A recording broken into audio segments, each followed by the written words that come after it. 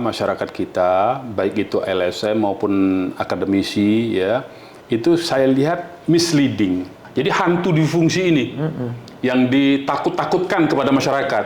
Apakah betul yang dikritikkan oleh koalisi masyarakat sipil, oleh LSM, oleh aktivis, oleh akademisi itu adalah mengembalikan difungsi? Tidak, menurut saya. Memang selama berlakunya difungsi ABRI karena ikut terlibat dalam masalah-masalah sosial, politik, bahkan hukum ya, itu memang terjadi banyak juga penyalahgunaan.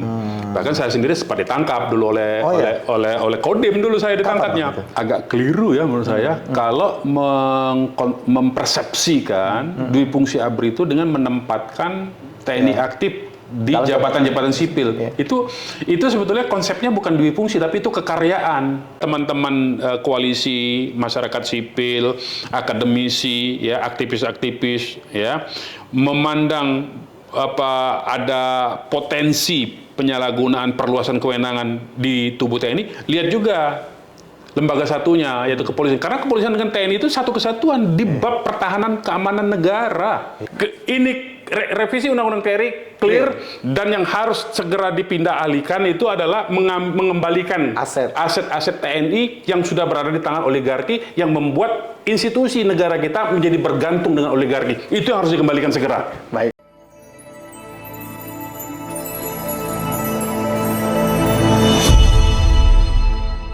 Bismillah, kita mulai. Assalamualaikum warahmatullahi wabarakatuh. Kembali lagi di YouTube channel Halo Pengacara. Ya, pada kesempatan kali ini seperti biasa kita akan mengulas isu hukum yang sedang viral di masyarakat, yang sedang trending, dan akan diulas dari kacamata pengacara. Dan pengacara yang sudah hadir bersama kita adalah yang tidak asing lagi, Bang Munarman, yang sering juga menjadi narasumber di Halo Pengacara. Dan isu hukum yang sedang viral pada kali ini yang akan kita mau ulas adalah tentang rancangan revisi Undang-Undang TNI, Undang-Undang nomor 34 tahun 2004. Betul. Nah, ada yang menariknya adalah seperti kita tampilkan di sini, ya, ada beberapa dari kalangan masyarakat dan juga akademisi yang coba menyatakan keberatannya. Ada juga kritiknya terhadap proses, baik secara proses maupun secara substansi dari undang-undang atau revisi undang-undang TNI ini, Bang, ya. Dan Abang juga memperhatikan isunya, Bang. Satu sisi DPR sudah membahas ini, Bang, dan sudah menyepakati ini Komisi 1. Katanya akan dibawa ke rapat paripurna.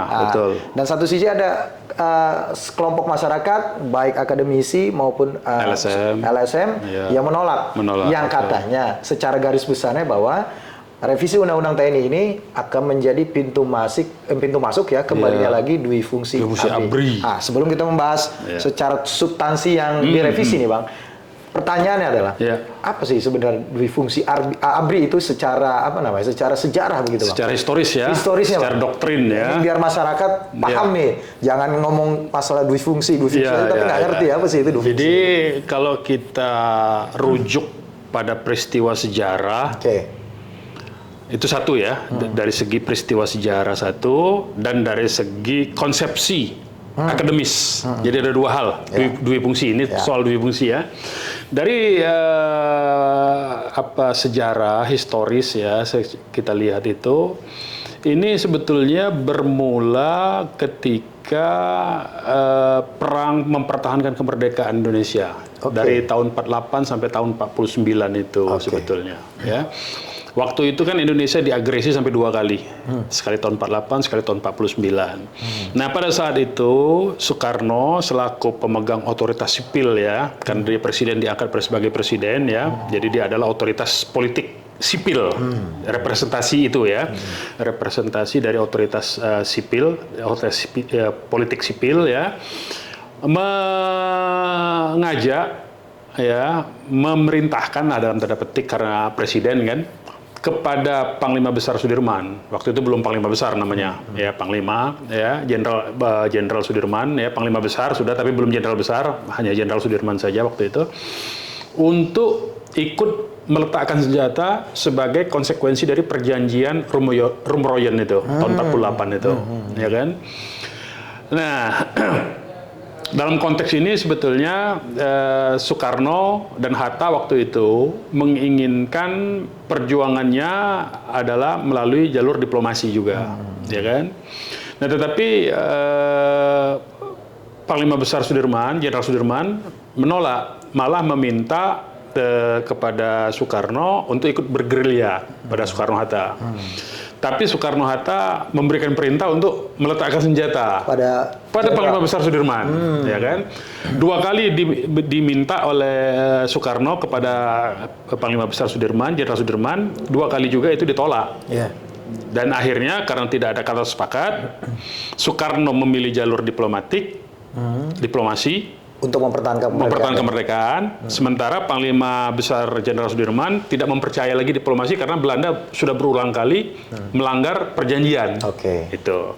Nah, akhirnya terjadi perpisahan jalan.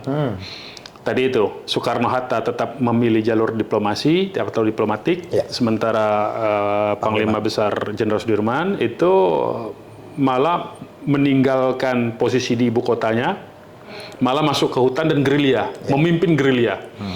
Nah, yang diajak bergerilya itu bukan cuma pasukannya, tentaranya, tetapi juga rakyat diajak perang. Ya, itulah konsep awal dari Perang Semesta. Nah, jadi itu melahirkan Perang Semesta. Nah, dari peristiwa ini kemudian dirumuskanlah yang namanya doktrin bahwa militer itu, TNI, ya, itu bukan saja sebagai kekuatan militer dalam pengertian mempertahankan negara secara fisik dalam konteks perang militer, tetapi kemudian TNI ini juga mengambil peristiwa tersebut untuk merumuskan, ya, ini kemudian hari ini ya, kemudian hari dari peristiwa yang tadi saya sebutkan, itu merumuskan bahwa ternyata militer itu memiliki juga fungsi sosial politik, bahkan ekonomi. Nah, ekonomi ini ditambah apa? Pada saat itu kemudian setelah 49 ya Belanda mengakui, kan itu kan kemudian dilanjutkan dengan berbagai macam peristiwa perlawanan, saya sebutnya perlawanan ya, dari berbagai macam daerah seperti PRRI Permesta ya, yang tidak puas dengan kebijakan pusat Soekarno ya, yang terlalu cenderung kepada komunisme, kepada poros Beijing dan Moskow, melakukan perlawanan. Di Sumatera tuh ada 2 dewan, Dewan Banteng sama Dewan Garuda. Kemudian di Sulawesi juga ada, makanya dinamain PRRI Permesta, dan ada beberapa peristiwa lain ya. Kemudian pemerintah melakukan satu apa yang disebut dengan kondisi pemerintahan darurat militer di beberapa daerah itu karena terjadinya perlawanan bersenjata. Yang melawan ini sebetulnya melawan ini juga TNI pada masa itu. Dewan Banteng, Dewan Garuda itu dipimpin oleh tentara waktu itu. Jadi bukan rakyat, bukan orang lain. Jadi yang melawan itu Dewan Banteng dipimpin oleh kalau saya tidak salah itu Kolonel Simbolon di Sumatera Utara. Dewan Garuda dipimpin oleh Kolonel Haji Burlian. Itu pimpinan-pimpinan tentara di daerah sebetulnya. Jadi kalau disebut pemberontakan ini bukan pemberontakan sebetulnya. Yaitu perlawanan oleh tentara ketidakpuasan terhadap kebijakan pemerintah pusat. Gitu. Nah, jadi dan kemudian diberlakukanlah, kemudian ada Permesta, ada DI, segala macam peristiwa Darul Islam ya di Sulawesi maupun di Aceh. Maka ditetapkanlah itu sebagai satu kondisi pemerintahan darurat militer. Nah, ketika pemerintahan darurat militer ini artinya pemerintah sipil tidak ada. Tadi itu militer yang memegang pemerintahan sipil. Pemerintahannya sebagai pemerintah memegang kendali, sebagai pengambil keputusan politik, ya kan, merumuskan kebijakan ekonomi, sekaligus melakukan tindakan dalam tanda petik tindakan militer. Jadi ada tindakan politiknya, ada tindakan ekonomi, ada tindakan militernya dalam konteks pemerintahan darurat militer itu. Nah, 2 peristiwa ini, peristiwa yang pertama yang Panglima Besar Jenderal Sudirman menolak perintah Soekarno. Artinya dianggap militer Indonesia itu memiliki otonomi dalam menentukan sikap politik, ya gitu ya. Yang kedua, pengalaman ketika terjadi pemerintah darurat militer, maka dirumuskanlah kemudian pada seminar Angkatan Darat yang dilakukan oleh Sesko waktu itu ya. Ada 2 kali waktu itu kalau saya tidak salah ingat. Dilakukan pertemuan seminar itu, dan akhirnya merumuskan itulah yang disebut dengan duifungsi secara konseptual, akademis. Yang merumuskan itu diawali oleh Jenderal Nasution, inisiatornya itu. Beliau itu pada saat itu sebagai Panglima staf gabungan angkatan bersenjata. Oh, dulu itu ada beberapa. Jadi dulu ada Menteri Panglima Angkatan Udara, Menteri Panglima Angkatan Darat, Menteri Panglima Angkatan Laut, Menteri Panglima Kepolisian, Angkatan Kepolisian. Itu zaman Soekarno nih, zaman jabatannya menteri ya? Menteri sekaligus Panglima. Iya. Jadi dulu empat angkatan, Angkatan Laut, Angkatan Udara, Angkatan Darat, Angkatan Kepolisian dulu. Nah, itu semua menteri dikasih kepalanya itu dikasih Menteri Panglima Angkatan namanya. Di atasnya ada Menteri Kepala Staf Gabungan namanya itu. Nah, itulah Jenderal Nasution, Aha Nasution. Nah, Jenderal Aha Nasution waktu itu kemudian merumuskan. Jadi artinya yang saya mau katakan secara histori ya, pada masa praktek ya, yang kita sebut secara histori, praktek dwifungsi ini salah besar kalau semata-mata dinisbatkan hanya dilakukan oleh Orde Baru. Itu yang saya mau koreksi dikit kepada masyarakat gitu. Kita harus edukasi ini. Ternyata praktek dwifungsi itu sudah dilakukan sejak zaman Orde Lama, sejak zaman Soekarno. Yaitu tadi pada peristiwa Jenderal Sudirman, Panglima Besar ya TNI waktu itu menolak perintah, artinya itu dianggap konsepsinya secara politik TNI itu memiliki garis politik sendiri, tidak harus serta-merta tunduk kepada presiden ya, otoritas sipil, otoritas politik sipil. Yang kedua ketika terjadinya tadi darurat militer tadi, pemerintah darurat militer tadi. Nah, konsepsi ini, sejarah ini kemudian dirumuskan oleh Jenderal Aha Nasution, kemudian diperbaiki, itulah kemudian konsepsi yang secara lebih sistematis pada tahun 66 ya. Jadi Nasution sudah merumuskan sejak tahun 50-an ya. Kemudian diperbarui dan dibuat menjadi lebih sistematis ketika Seminar Angkatan Darat yang kedua tahun 66 itu. Pasca 65 itu. Pasca peristiwa 65. Nah, jadi sudah terjadi beberapa kali peristiwa politik sebetulnya yang bukan cuma peristiwa militer, yang itu TNI menjadi garda terdepan. Nah, dari situlah konsepsi dwifungsi sebagai konsepsi akademis itu tadi. Nah, sejak dari tahun 66 itulah kemudian dirumuskan ya, yang berakhir sampai dengan tahun 90. Ya, kalau secara resmi undang-undangnya tahun 2004 ya, ketika undang-undang TNI disahkan ya, undang-undang 34 itu. Artinya sejak tahun 40-an bahkan ya, sampai dengan tahun 2000-an itu sudah terjadi dwifungsi. Nah, pertama dwifungsi secara praktek dari tahun 48 sampai tahun 66 itu secara praktek zaman Orde Lama ya. Kemudian sejak zaman Orde Baru nyambung sampai ke tahun 2004 tuntasnya itu. Sebetulnya zaman Gus Dur itu diberhentikan itu melalui TAP MPR juga sebetulnya ya. TAP MPR tahun 99 segala macam itu ya. Nah, jadi yang saya mau katakan, koreksi pertama kita bahwa dwifungsi ABRI itu adalah karya Orde Baru, karyanya Presiden Soeharto, itu salah. Keliru ya itu. Keliru. Jadi sudah dimulai prakteknya sejak Jenderal Sudirman. Nah, konsepsi politiknya, konsepsi akademisnya dan politiknya itu tahun 66 tadi, memang ketika peralihan tadi. Nah, apa itu dwifungsi itu sebetulnya? Tadi itu yang mau kita tanya, apa sih maknanya dari dwifungsi? Jadi tadi itu sejarah ya. Story kan? Sejarah bahwa tidak betul itu dirumuskan oleh Soeharto atau Orde Baru ya. Tapi sebelumnya sudah terjadi prakteknya. Nah, sebenarnya apa konsepsi yang dirumuskan itu? Tadi pertama bahwa militer Indonesia yaitu TNI itu bukan semata-mata sebagai kekuatan militer atau sebagai kekuatan perang atau sebagai kekuatan mempertahankan negara. Bukan sebagai alat pertahanan negara saja. Bukan sebagai alat pertahanan negara saja, tapi dia juga berfungsi sebagai alat sosial, politik dan ekonomi tadi. Oke. Nah, bagaimana secara prakteknya? Nah, itu kemudian tadi itu kan dirumuskan tahun 66 ya. Jadi itu konsepsinya ya. Jadi selain dia sebagai kekuatan alat pertahanan negara, alat perang, juga sebagai alat kekuatan sosial, politik, ekonomi. Nah, maknanya apa dalam praktek? Dalam praktek kemudian ya, yang sebetulnya sudah terjadi juga, yaitu TNI diberikan jatah alokasi untuk menentukan keputusan politik di Republik ini ya dalam lembaga politik yang bernama DPR MPR tanpa mengikuti pemilu, jatah. Alokasinya itu jatah. Fraksi itu tuh. Fraksi ABRI dulu. Sebelumnya itu bukan cuma zaman Orde Baru. Ternyata sejak zaman DPR gotong royong sudah ada perwakilan ABRI. Sudah ada. Jumlahnya kalau nggak salah waktu itu 25 atau 35, lebih kurang begitu. Dalam bentuk fraksi juga atau? Sewaktu masih Soekarno menjadi fraksi. Fraksi juga. Fraksi sama fraksi. Jadi semakin memperkuat dong kalau semakin memperkuat bahwa ini bukan cuma Orde Baru maksud saya tuh ya. Jadi banyak orang nih anti kepada Orde Baru segala macam.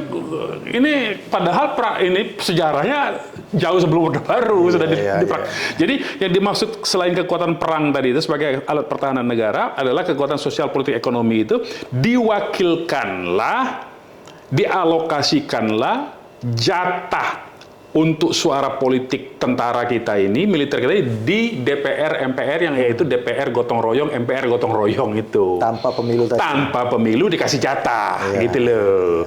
Karena waktu itu kan terjadi dekret 5 Juli 59, DPR dibubarkan, MPR dibubarkan kan, DPR dibubarkan oleh dekret 5 Juli 59 kan.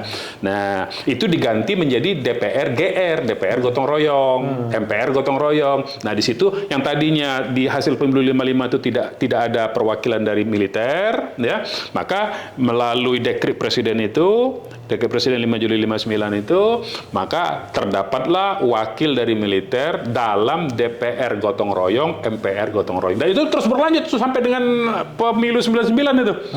Terus ada itu, tanpa dipilih ada fraksi ABRI. Kan terakhir kali fraksi ABRI itu tahun 99 sampai dengan 2004. Habis 2004 ke sini udah nggak ada tuh. Nah, ini konsepsi ini artinya apa? Yang dimaksud duifungsi itu militer atau TNI itu diberi ruang dalam sistem ketatanegaraan kita untuk merumuskan kebijakan politik. Itu poin inti dari duifungsi itu. Satu itu praktek nyatanya dalam bentuk memberikan jatah tadi di DPR, MPR, termasuk DPRD. Provinsi dan kabupaten ya. Dulu banyak itu ada fraksi ABRI di DPRD provinsi, DPRD kabupaten, kota ya. Ada fraksi ABRI-nya itu dulu.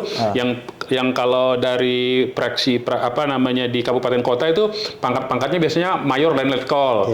Kalau di tingkat provinsi biasanya pangkatnya kolonel. Nah, di atas itu baru kemudian yang jenderal-jenderal di DPR MPR RI ya.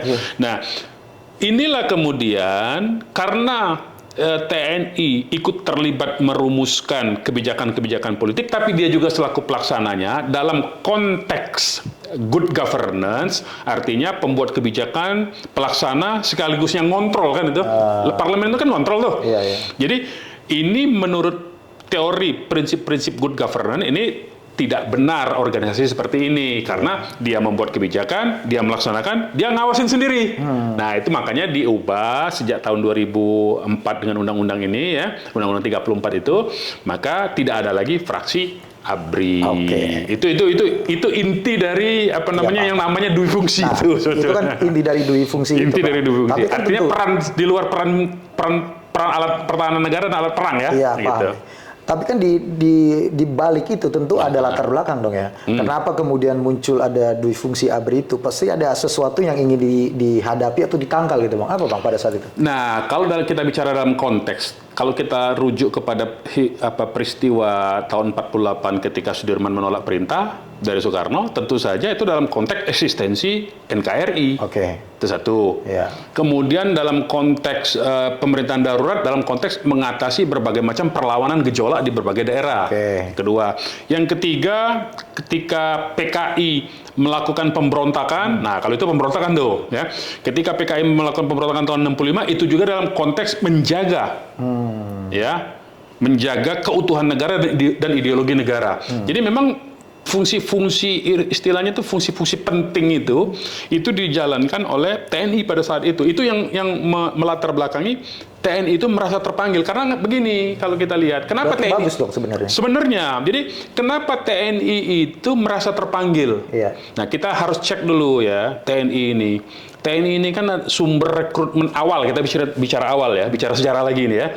Sumber rekrutmen awal TNI itu siapa saja? Dari mana sumbernya? Pertama dari mantan-mantan Kenil. Kenil itu apa? Tentaranya Hindia Belanda, ya, yang menjajah dulu. Itu harus diakui itu. Itu. Yang kedua masyarakat yang dididik oleh Jepang sebagai kekuatan bala tentara Jepang untuk melawan hegemoni Barat, yaitu peta, melalui program peta itu, pembela tanah air dulu ya. Itu ya. Nah itu. Yang ketiga, ini yang jarang bahkan tidak pernah dimunculkan dalam sejarah, sumber TNI itu. Waktu itu ya, yaitu apa? Milisi rakyat. Milisi rakyat ini apa? Hizbullah, Laskar Hizbullah, Laskar Fisabilillah. Rujukannya siapa tuh? Kalau Hizbullah di Fisabilillah, nggak ada lain kan? Rakyat yang beragama Islam itu. Orang Islam. Mereka inilah yang habis-habisan mempertahankan. Bahkan termasuk pertempuran 10 November Surabaya itu. Itu karena ada fatwa jihad dari Hadratus Syekh Kiai Haji Hashim Asy'ari. Ada fatwa jihadnya itu. Kalau enggak, mana mau tuh pemuda-pemuda turun itu. Nah, jadi inilah yang membuat TNI kemudian dari DNA ini, ya, tiga sumber DNA yang melahirkan TNI kita. Kan kemudian dia menjadi, awalnya itu BKR, Badan Keamanan Rakyat, baru kemudian TKR, Tentara Keamanan Rakyat, baru kemudian jadi TNI kan. Nah, karena dia dari Badan Keamanan Rakyat, berarti memang TNI kita itu muncul awalnya itu dari rakyat yang bangkit melawan terhadap datangnya pasukan sekutu. Ini berarti itulah yang membuat doktrinnya TNI itu dia lahir dari rakyat itu.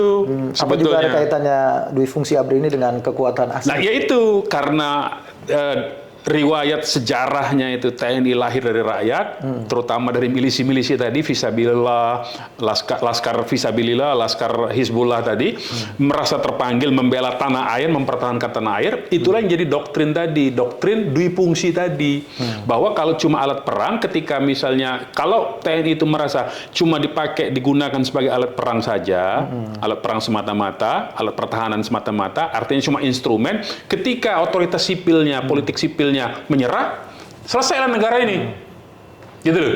Nah, makanya TNI, ya, prajurit pejuang prajurit gitu istilah doktrin di dalam TNI itu, di dalam militer itu yang kemudian membangkitkan semangat mereka untuk untuk mempertahankan negara ini baik dalam keutuhan wilayah, ya, integritas wilayah maupun dalam konteks ideologinya, ya, dari serangan-serangan pihak luar. Nah, tesis sebetulnya ya, bahwa bila TNI tidak diikutsertakan dalam aspek perumusan politik itu, ya kita bisa rasakan sejak tahun 2004 sampai tahun 2024 ini, 20 tahun. Kita lihatlah bagaimana kan. TNI-nya kan udah diam sebetulnya ini. Jadi TNI-nya sebetulnya patuh. Jadi sejak TNI tidak lagi berdasarkan konstitusi dan undang-undang, ya, legalitasnya itu tidak lagi dibenarkan untuk masuk ke wilayah politik dan ekonomi, TNI-nya itu sebetulnya sudah back to barak. Kembali ke barak sebetulnya ya. Jadi dia tidak ikut lagi dalam kegiatan pemilu, dia tidak ikut lagi menjadi partai. Nah, ini yang mau ditanyakan juga, Bang. Kenapa kemudian di 2004 itu Dwi Fungsi ABRI itu tidak lagi dipakai dalam undang-undang TNI, Bang? Apa yang melatar belakang persoalan? Apakah karena hegemoni reformasi pada saat itu? Betul. Jadi memang ada peristiwa besar reformasi kita itu di mana selama, ya harus diakui juga walaupun pahit ini ya kenyataannya, memang selama berlakunya Dwi Fungsi ABRI karena ikut terlibat dalam masalah-masalah sosial politik bahkan hukum ya, itu memang terjadi banyak juga penyalahgunaan. Bahkan saya sendiri sempat ditangkap dulu oleh Kodim, dulu saya ditangkapnya. Lebih kurang tahun 95-96 itu. Persoalannya? Pertanah, jadi saya waktu itu membela tanah-tanah rakyat, kebun-kebun rakyat yang saat menjadi ini ya, Pak? Saya pengacara di LBH ya? Iya, di LBH dulu ya. Sudah membela petani-petani yang tanahnya dirampas dijadikan kebun kelapa sawit, dijadikan hutan tanaman industri, punya perusahaan swasta itu. Tapi di backup oleh tadi itu karena Dwi Fungsi disalahgunakan. Jadi Dwi Fungsi yang disalahgunakan, saya konteksnya itu ya. Dwi Fungsi yang disalahgunakan itu sehingga TNI di wilayah setempat yang itu adalah komando teritorial ya, Kodim itu kan, Koramil itu kan teritorial tuh kan, institusi teritorial itu menyalahgunakan kewenangan Dwi Fungsinya itu, akhirnya menangkap, saya ikut tertangkap. Nah, jadi artinya maksud saya dari konsep awalnya itu benar, Bagus itu bagus karena menjaga supaya ketika tidak ada lagi kekuatan lain yang mempertahankan negara, TNI lah memang kan, karena dia diberi mandat sipil politik, benteng terakhir. Tetapi kemudian dalam prakteknya memang penyalahgunaan tadi. Penyalahgunaan. Kenapa terjadi penyalahgunaan? Nah, ini yang mesti dicatat. Jadi dui fungsi dalam praktek. Ya, selain kita bicara dulu dui fungsi dalam praktek ya. Kalau tadi kan konsepsi sama histori kan. Nah, sekarang dalam praksisnya. Dalam praksisnya TNI dui fungsi ini selain dia ikut merumuskan kebijakan-kebijakan politik yang dia ikut melaksanakan kebijakan politik dan ikut mengontrolnya juga ketika sidang tahunannya ya itu prakteknya. Juga mereka TNI ini dulu itu dibekali dengan apa? Dibekali dengan lembaga ekstrajudisial. Apa tuh Bang? Ekstrajudisial itu adalah di mana TNI sebetulnya tidak punya kewenangan untuk melakukan penangkapan, penahanan karena dia bukan lembaga hukum toh. Dia membentuk lembaga ekstrajudisial yang bernama Kopkamtib dan dilanjutkan ketika Kopkamtib dibubarkan menjadi Bakorstanas, Badan Koordinasi Stabilitas Nasional. Dan itu nyampe ke daerah. Penangkapan itu terhadap sipil? Terhadap sipil. Terhadap sipil, bukan terhadap anggota TNI. Kalau itu udah peradilan militer wilayahnya. Propam lah itu tugasnya. Iya, itu PM lah itu. Ya. Nah, tapi kita bicara dalam konteks ini penyalahgunaannya tadi itu, dia selain tadi dalam konteks sosial politiknya dimaknai stabilitas nasional itu dengan membentuk lembaga ekstrajudisial. Yaitu Kopkamtib dan Bakorstanas tadi. Nah, di sini letak banyak terjadinya berbagai macam pelanggaran, baik itu pelanggaran hak asasi manusia maupun pelanggaran hukum. Kalau konteksnya dia penangkapan, dalam rangka apa? Penegakan hukum atau kemudian itu? Enggak, supersif aja. Kalau kan dulu kan ada undang-undang supersif. Oh iya. Jadi main tangkap aja. Pokoknya setiap orang dicurigai tangkap aja. Nah, buktinya saya dulu. Saya cerita tahun 95-96 itu ya. Saya dulu itu membela petani. Bareng Bang Noel itu bukan? Oh beda lagi, itu sudah di Jakarta. Ini saya masih di daerah, masih di Palembang. Masih di Palembang. Masih membela petani-petani di daerah Sumatera Selatan itu. Saya turun ke lapangan itu ditangkap oleh Koramil di lapangan, dibawa ke Kodim, diinterogasi. Karena merasa ini stabilitas daerah. Argumentasinya itu. Waktu kita ajukan perdebatan, saya ditangkap sebagai apa? Tersangka apa? Enggak, ini stabilitas daerah. Jadi argumennya stabilitas daerah bukan soal hukum, jadi politik. Nah, di sini penyalahgunaannya memang harus diakui itu, ya. Tetapi konsep awalnya tidak begitu sebetulnya. Nah, penyalahgunaannya ini yang mesti kita kritik. Nah, kenapa disalahgunakan? Karena ada tadi diberi kewenangan tadi. Kenapa diberi kewenangannya? Kalau dia hanya semata-mata perumusan kebijakan politik di lembaga politik saja, ada masalah itu. Tidak ada masalah juga sebetulnya ya, karena dia kan diskusi sifatnya. Tapi karena dibekali dengan perangkat lembaga ekstrajudisial tadi, maka dia punya tangan dan kaki sampai ke daerah untuk nangkep orang. Itu yang berbahaya. Nah, ini harus dicegah sebetulnya. Itulah menjadi latar belakang juga salah satunya. Itu kemudian tahun 99 sampai 2004 itu dirumuskan ya melalui TAP MPR ya, pemisahan, pelarangan TNI berpolitik segala macam itu. Kemudian itulah yang menyebabkan dui fungsi itu, konsep doktrin dui fungsi itu tidak lagi diteruskan. Jadi TNI-nya hanya tinggal menjadi alat pertahanan dan memiliki kewenangan di undang-undang lama itu kewenangannya operasi militer dan operasi militer perang, ya, operasi militer perang (OMP) dan operasi militer selain perang. Nah, di situ sudah dirumuskan operasi militer selain perang. Jadi dia operasi militer sifatnya. Jadi lebih teknis sebetulnya dalam konteks undang-undang yang 34 tahun 2004 itu. Jadi teknis ini. Sekarang kita kembali nih kejadian yang pembahasan RUU revisi Undang-Undang TNI kan, yang di Hotel Fairmont ya. Fairmont. Iya, itu kan ada kejadian tuh. Ada dari LSM kan yang mencoba masuk gitu mendobrak. Sebenarnya jadi pertanyaan, apa sih yang dipersoalkan? Mungkin Abang kan mengamati. Apa sih inti yang dipersoalkan dari LSM ini terkait dengan kekhawatirannya tentang revisi Undang-Undang TNI? Nah, pertama-tama yang harus saya declare-kan ya, bahwa banyak dari kita, masyarakat kita, baik itu LSM maupun akademisi ya, itu saya lihat misleading. Apakah misleadingnya itu dibuat secara sengaja atau secara tidak sengaja atau karena ketidaktahuan. Saya nggak ngerti juga ya. Tapi yang jelas ada misleading. Kenapa? Isu yang dipublikasikan, diwacanakan, dijadikan public discourse-nya itu kembalinya dui fungsi. Jadi hantu dui fungsi ini yang ditakut-takutkan kepada masyarakat. Padahal kalau kita cek, menurut keterangan dari anggota Komisi 1, bukan dari partai yang berkuasa loh ini, dari partai yang tidak sedang berkuasa ini. Dari katakanlah tegasnya fraksi PDIP lah ya. Nanti videonya bisa ditampilkan ya. Nanti kita lihat.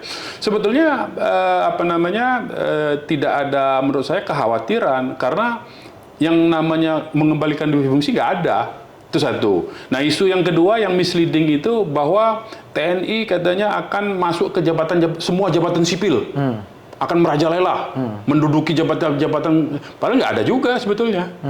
Jadi kalau menurut keterangan dari anggota pansusnya atau pansus lah ini ya, Komisi 1 cuma ada 3 yang direvisi itu. Pasal 3? Pasal 7. 7 ya? Pasal 7 ya, kemudian pasal 47 dan pasal 53 ya, yang direvisi itu. Nah, apa itu? Jadi nanti sebelum masuk ke sini ya. Jadi menurut saya dari segi proses, misalnya yang dikritik kedua itu kan tadi soal substansi ya. Nah, kemudian kritik dari elemen masyarakat sipil yang menyatakan koalisi masyarakat sipil ini, akademisi maupun LSM ini, adalah dari segi proses yang tertutup katanya. Dikatakan sebagai abuse making law. Ya sebetulnya sudah sering kali DPR itu rapat di berbagai hotel. Nggak masalah itu ya? Ya, artinya cuma pindah tempat rapat, sama seperti kita sidang. Kita kan pernah sidang, harusnya sidang itu di ruang pengadilan kan, tapi beberapa sidang ada di gedung-gedung lain. Pernah di gedung pertanian waktu sidang Ahok ada juga di gedung BMKG di Jakarta Pusat.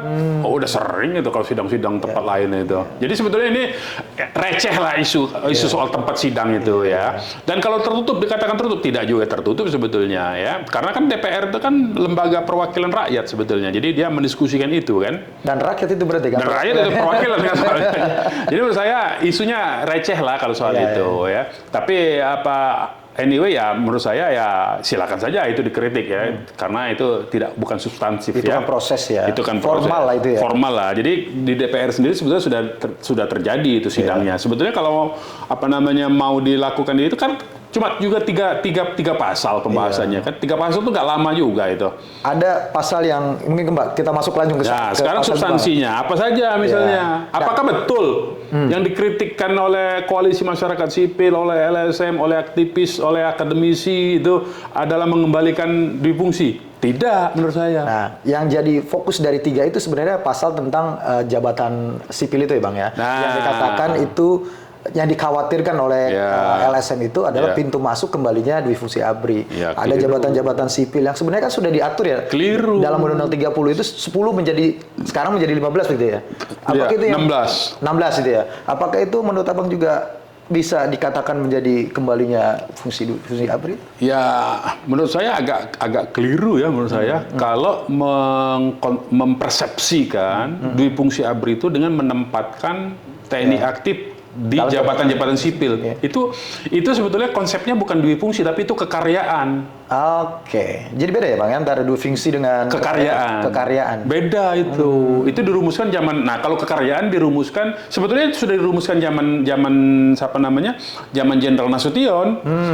Jadi sebelum tahun 60 tahun 50-an sampai tahun 66 itu Jenderal Nasution itu sudah merumuskan bahwa nanti ada prajurit yang ditugaskan di luar institusi TNI, tapi bukan mewakili sebagai institusi TNI, tapi orang per orang. Itu bahasanya Nasution, bahasa Jenderal Nasution itu begitu. Jadi sebenarnya idenya ide Nasution, bukan idenya Soeharto lagi-lagi ya.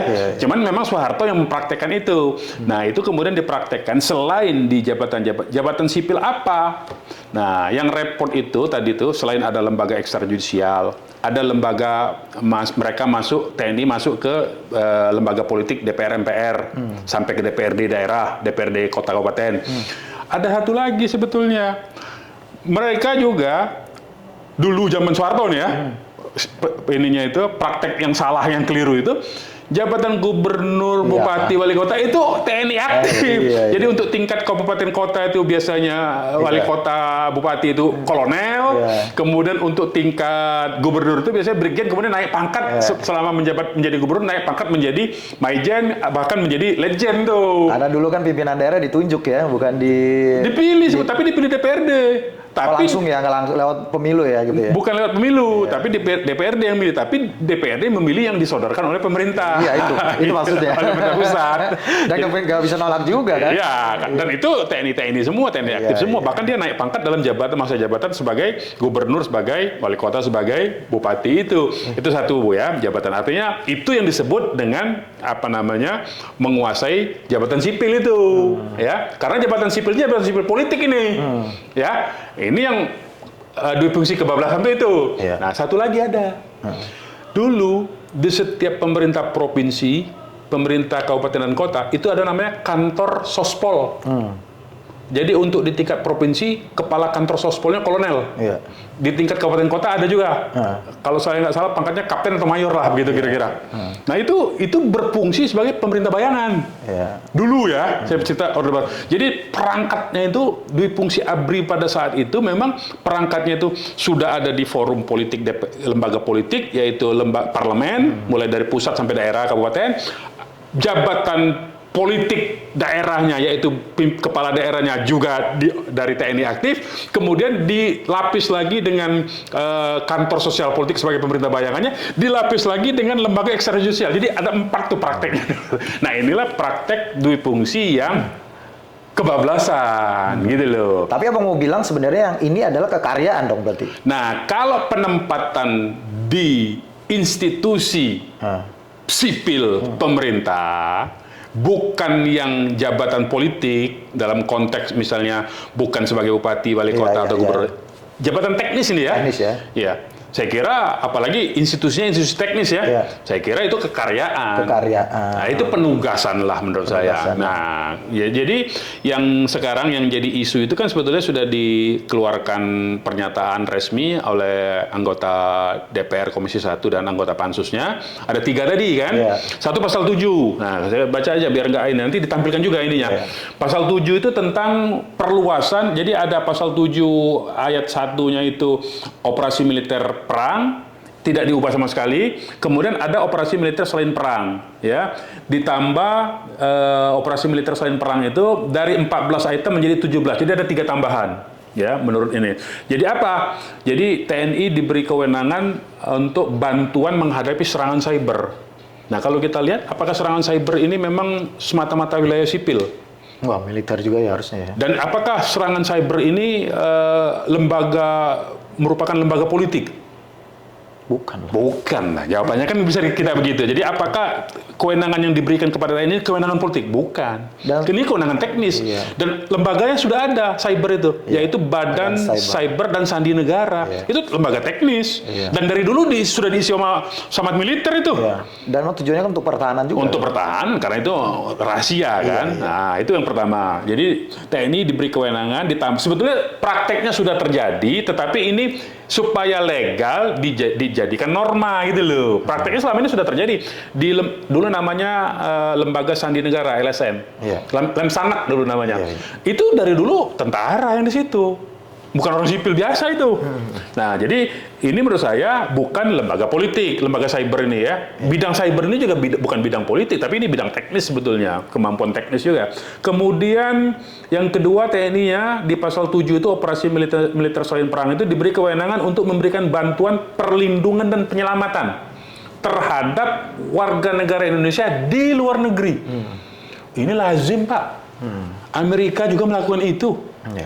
Amerika itu kalau ada warga negaranya ditangkap atau disandera oleh pihak asing, pihak manapun juga, apalagi negara lain, dia kirim tentaranya itu. Ada warga negaranya dibunuh, dia kirim pasukan pembunuh itu. Israel juga begitu. Jadi ini menurut saya normal saja. Bagian dari perlindungan terhadap warga negara kan? Di luar negeri. Catatannya. Jadi dia bukan lembaga politik dalam negeri. Itu yang kedua. Nah, yang ketiga itu adalah bantuan untuk penanggulangan penyalahgunaan narkoba. Nah, kalau kita lihat aspek narkoba ini juga memang bagian dari perang. Ya, udah transnasional ya. transnasional, dan kemudian ini instrumen ini asymmetric warfare ini, narkoba ini. Jadi dia perang asimetrik ini pakai narkoba. Dulu saja sebenarnya sudah dilakukan dulu perang candu di Cina. Cina dulu, kerajaan Cina itu, kekaisaran Cina kalah karena perang candu. Penduduknya dikasih candu, dikasih narkoba itu. Nah, ini dikasih, menurut saya tidak ada salahnya. Ya, nah itu dari segi perluasan mandatnya. Jadi pertama yang saya mau tegaskan, menurut keterangan, lagi-lagi ini menurut keterangan anggota Komisi 1 DPR, anggota Pansus, 3 kewenangan ini, dan sebelumnya kan sudah 14 sudah ada, dan kita lihat praktiknya tidak terjadi kan penyalahgunaan. Tidak masuk ke wilayah politik. Dan 3 yang ditambah ini kan bukan lembaga politik, bukan forum politik juga, bukan kewenangan politik juga. Jadi untuk pasal 7, penambahan operasi militer selain perang di pasal 7 itu tidak ada masalah. Nah, itu pasal teknis ya, masalah teknis. Nah, yang kedua, tadi itu penempatan, penugasan. Yang tadinya hanya 10 lembaga, ditambah ada 6 lembaga. Ya. Nah, apakah jadi artinya 6 lembaga ini sebetulnya dalam prakteknya apakah sudah terjadi? Sudah. Misalnya apa? BNPT sudah ada tuh. TNI ya. TNI-nya. Kemudian apa namanya? Bakamla. Badan Keamanan Laut itu TNI aktif dari Angkatan Laut yang memimpin bintang 3. Kemudian Basarnas dari dulu sudah apa namanya? Angkatan Udara bintang 3. Kemudian BNPB sudah dari awal dibentuknya Jenderal Angkatan Darat bintang 3 yang memimpin kepala BNPB ini, Badan Penanggulangan Bencana Nasional ini, ya, Badan Nasional Penanggulangan Bencana ya, BNPB ya. Jadi sebetulnya ini sudah terjadi, sudah dipraktekkan, hanya dalam konteks undang-undang ini dinormakan, dijadikan norma agar mereka memiliki, TNI ini memiliki legalitas. Untuk ditugaskan di lembaga dan badan itu. Nah, dalam konteks yang lain sebetulnya apakah kementerian-kementerian dari TNI aktif? Kan nggak ada. Justru ada dari institusi lain yang menjadi apa namanya pejabat tinggi. Banyak ya di posisi. Banyak, mulai dari dirjen, sekjen, bahkan irjennya, inspektur jenderalnya ya. Itu dari satu lembaga yang dikenal sebagai ini menjadi partai juga ini lembaga ketika dalam pemilu ikut cawe-cawe. Sementara TNI kita lihat coklat maksudnya, Bang. Kita lihat misalnya TNI ini. Saya tidak lagi mendengar sejak 2014 itu ada TNI cawe-cawe dalam proses pemilu. Tetapi kita lihat saudara sepupunya ya, yang disebut oleh teman-teman itu sebagai parcok, malah terlibat kan? Nah, ini menurut saya teman-teman, sementara lembaga aktivis-aktivis dan koalisi masyarakat sipil, akademisi ini tidak melihat bahwa sebetulnya praktek di fungsi itu bukan dijalankan oleh TNI pada saat yang sekarang ini. Justru oleh lembaga yang harusnya bertanggung jawab terhadap keamanan. Nah, ini problem kawan kita. Jadi tapi nanti itu yang bagian ini ya. Yang ketiga. Jadi dari 10 lembaga menjadi 16 lembaga. Apakah 6 lembaga tambahan ini lembaga politik? Juga bukan ternyata. Lembaga perbatasan, ya, Badan Perbatasan Nasional, Badan Pengelola Perbatasan ya, BNN ya, kemudian Badan Sandi dan Cyber Negara. Jadi tidak ada yang bersifat politik, tambahan 6 lembaga dari 10 itu. Nah, yang ketiga, ya masalah teknis usia pensiun. Ya itu sih. Nah, pensiun saya bilang ini mah sebetulnya urusan orang mau pensiun kapan. Teknis sekali ini bukan politik lah sifatnya. Apa mempengaruhi secara politik nih? Kan nggak juga.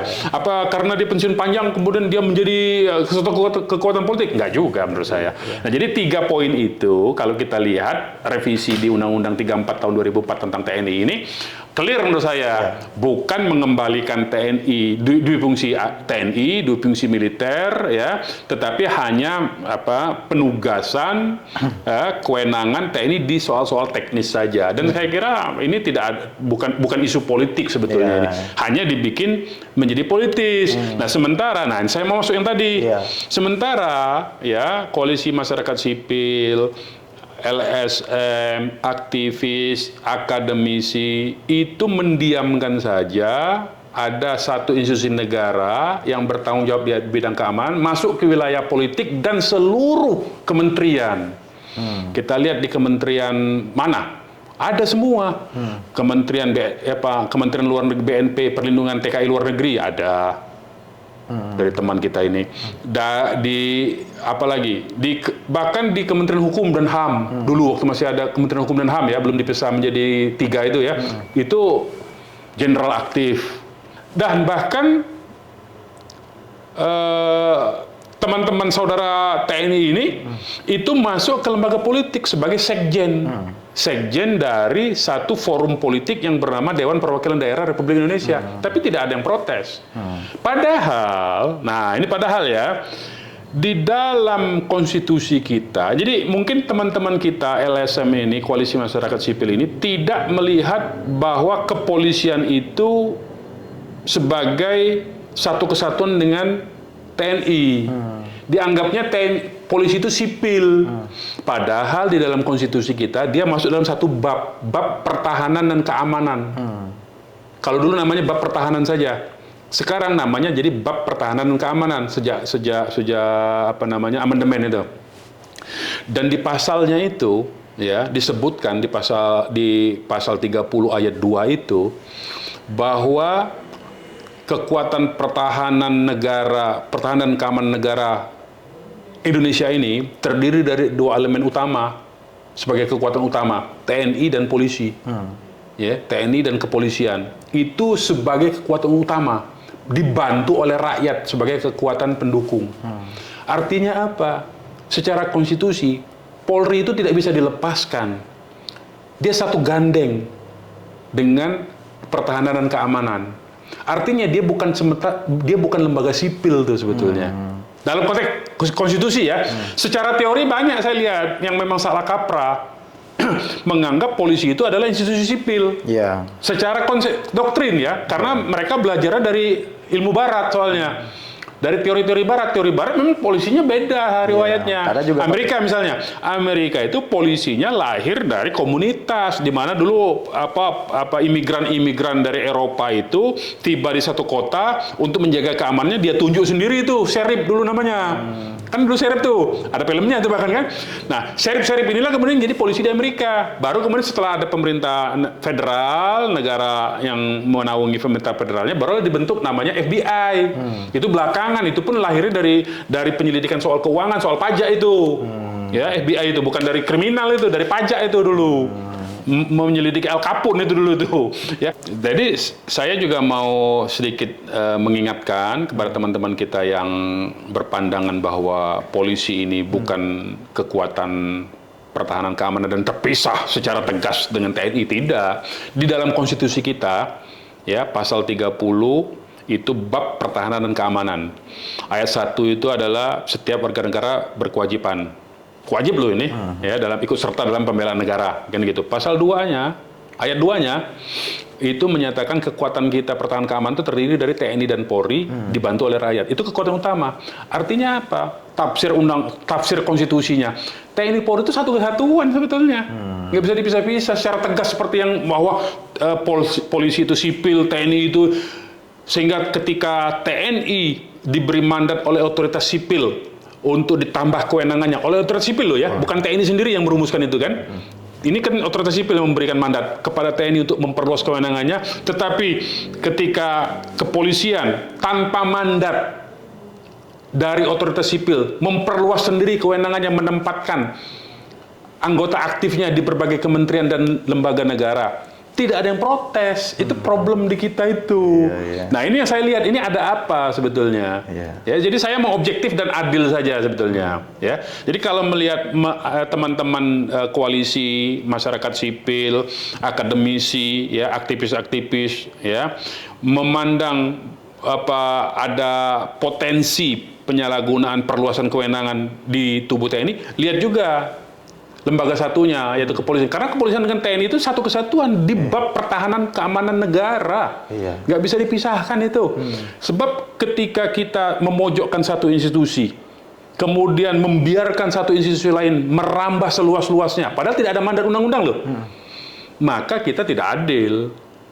Karena kita ini mau menjaga hubungan antar pertama itu kita mau membuat desain sistem ketatanegaraan toh. Nah, yang kedua itu kita mau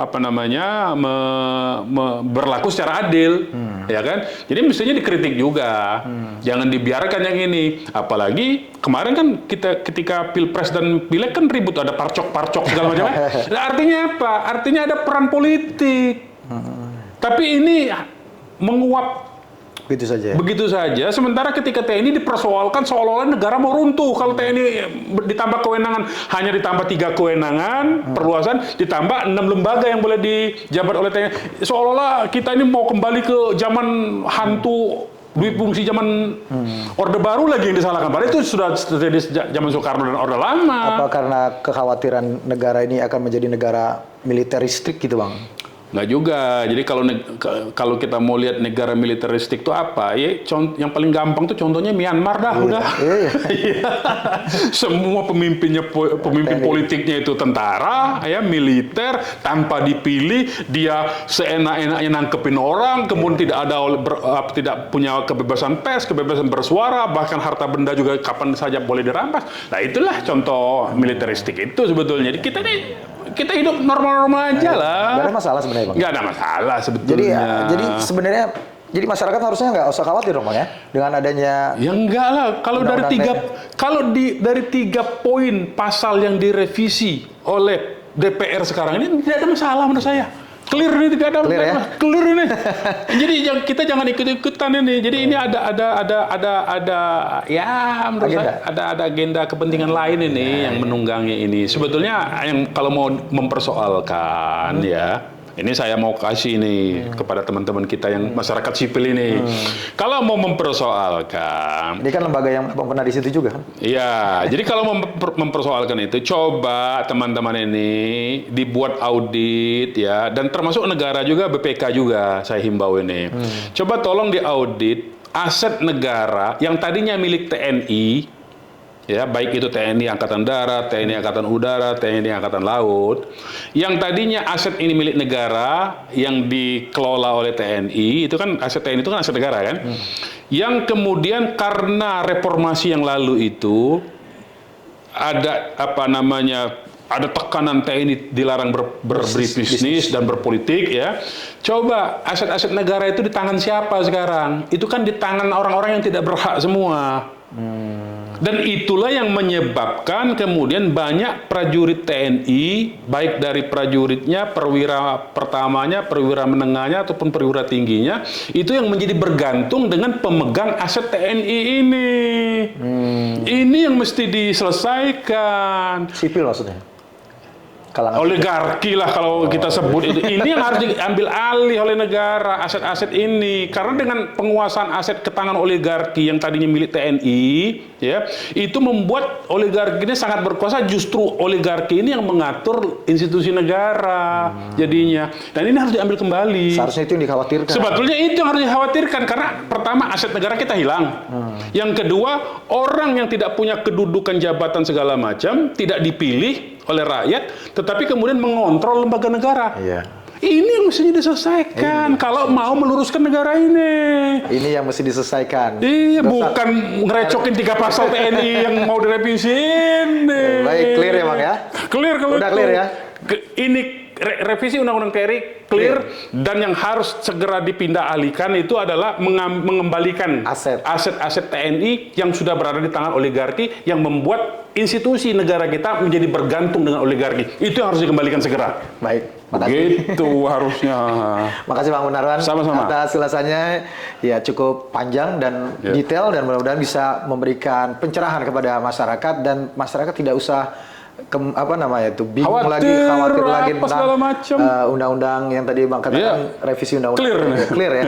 Ya, masih kita kembali lagi di video selanjutnya. Assalamualaikum warahmatullahi wabarakatuh. Waalaikumsalam warahmatullahi wabarakatuh.